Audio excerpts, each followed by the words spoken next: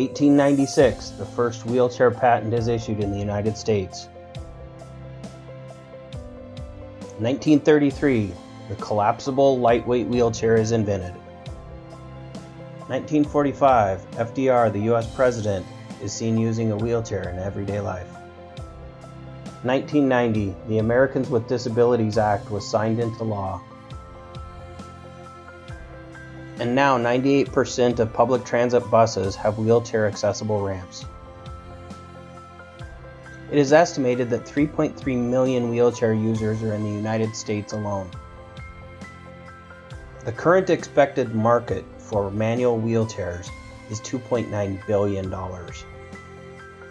And $3.9 billion for the power wheelchair market.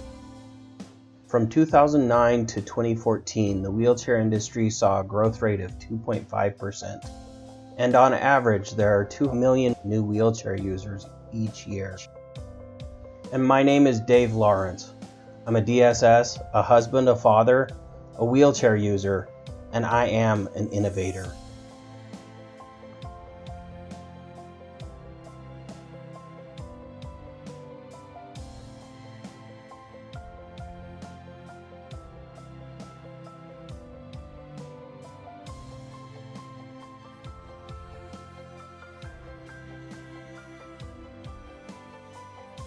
A few years ago, the Autodesk Employee Relief Foundation helped me to purchase a wheelchair I desperately needed. Please go to their website, and if you can, donate. You might even see me there. Like many others in my situation, I focused on the immediate need of getting a wheelchair, and didn't focus on how do I get that chair in and out of my vehicle. Thankfully, I still have some ability to walk, and the Employee Relief Foundation was able to get a wheelchair that was only 40 pounds, but some days, those 40 pounds seem like a gigantic anchor keeping me from my family. Saturdays have become a virtual leg day for my wife and I, doing deadlifts constantly getting my chair in and out of the vehicle. When we get home from doing all the things that we have to do, I'm met with this question. Hey Dad, can you take me to the store? Hey Dad, can you take me to Harbor Freight and get me one of those clamps? Hey Dad, can you take me swimming? Hey Dad, can you take me to Target and can I have some popcorn? Hey Dad, can you take me to McDonald's and get me a hamburger? Hey Dad, can you take me to Disneyland? Hey Dad, can you take me to Autodesk Gallery? Hey Dad, can you take me to a casino? Hey Dad, can you take me to Disneyland? Can you take me to the Los Windows space? Can I go to the store? No. The most important reasons why I'm passionate about this project are those two people right there, my wife Renee and my son Devin. I had a family member who recently passed away a few years ago, and he was completely bound to the wheelchair. He deemed himself completely dependent on all the family members, and he was going through a kind of mental trauma. And I feel I feel I'm doing this for him, and the product we're designing will be helpful for people just like him. As designers and born problem solvers, we believe that today's software tools can be leveraged to improve mobility for everyone. Our proposal is to design a wheelchair lift using today's technologies.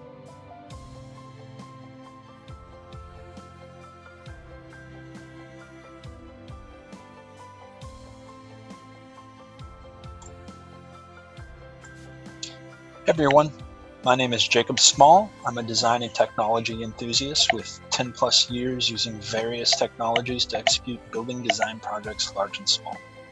At Autodesk, I worked with a few different EBA accounts as a designated support specialist focusing on generative design and BIM, which is kind of a fancy way of saying Dynamo, Refinery, and Revit. In my free time, I like to travel, often to Sweden, occasionally visit the Dynamo BIM forum, as well as explore some of the less frequent aspects of Dynamo, such as animations, graphics, and design optimization. As a member of Wheels of Fire, I hope to illustrate how people like Dave can leverage technology to make their lives better without having to pay somebody to do all the work for them. Hello everyone, this is Viveka Devdas. I'm a premium support specialist for Revit and BIM 360 generative design. My day-to-day role involves networking with the product teams, troubleshooting customer issues. You can also find me on the forums. So before joining Autodesk, I worked in the roles of a BIM coordinator, project architect, and I've also been an instructor for design students. I still mentor a couple of students, and my current passion is virtual reality applications, and I would love to explore design challenges in the VR AR industry for AEC, and I would like to explore design challenges that are both cost effective as well as environment friendly. To allow each member of the team to measure and identify design constraints remotely without physically touching the vehicle, we first LiDAR scanned my car and then took the data from the LiDAR scan into Recap Pro. This gave us the ability to measure the vehicle from any angle. One of our partners, Point Fuse, helped us to convert the point cloud into mesh.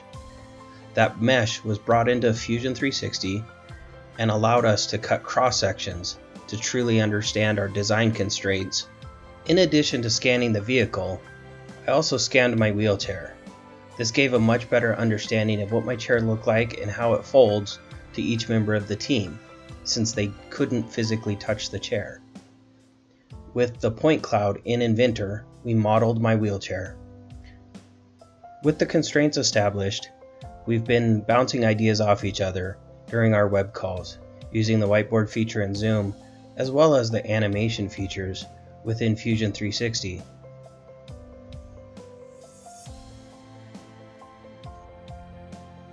We look forward to providing you more updates as the project continues.